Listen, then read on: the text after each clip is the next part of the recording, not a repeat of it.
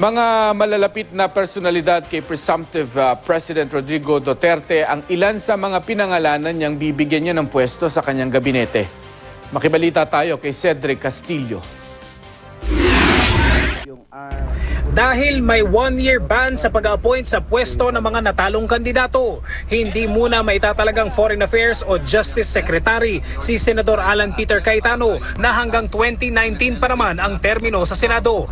Posible raw pansamantala munang uupo bilang Foreign Affairs Secretary si dating SEC Chairman Perfecto Yasay. Perfecto Yasay was my roommate sa law school kami. May koneksyon din kay Duterte ang ilan niyang itatalaga.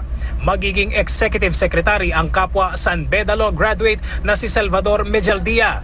Presidential spokesman ang abogado niyang si Salvador Panelo.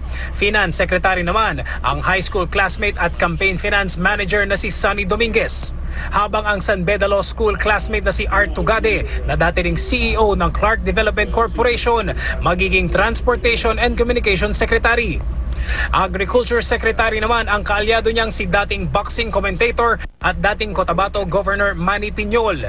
Habang Education Secretary si Lyceum of the Philippines Batangas President Peter Laurel. Si dating Defense Secretary Gibo Chodoro na dumalaw kay Duterte kinakausap na hawakan muli ang posisyong yan. Kaklase rin niya noong high school si dating Congressman Jesus Dureza na posibleng ma-appoint muling Presidential Peace Advisor kaugnay ng pakikipagnegosasyon sa mga rebeldeng Moro.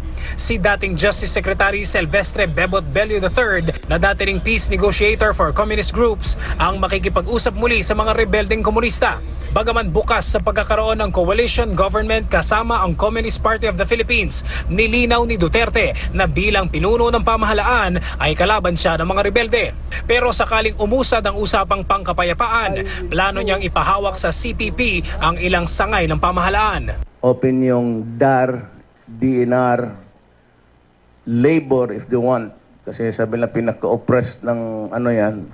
So they are the most vigilant group in the Philippines about labor. So they would get it, and DSWD. Target din daw ni Duterte na gumulong na ang isang constitutional convention para talakayin ang federalismo sa loob ng unang 2 taon ng kanyang termino. Cedric Castillo, GMA News.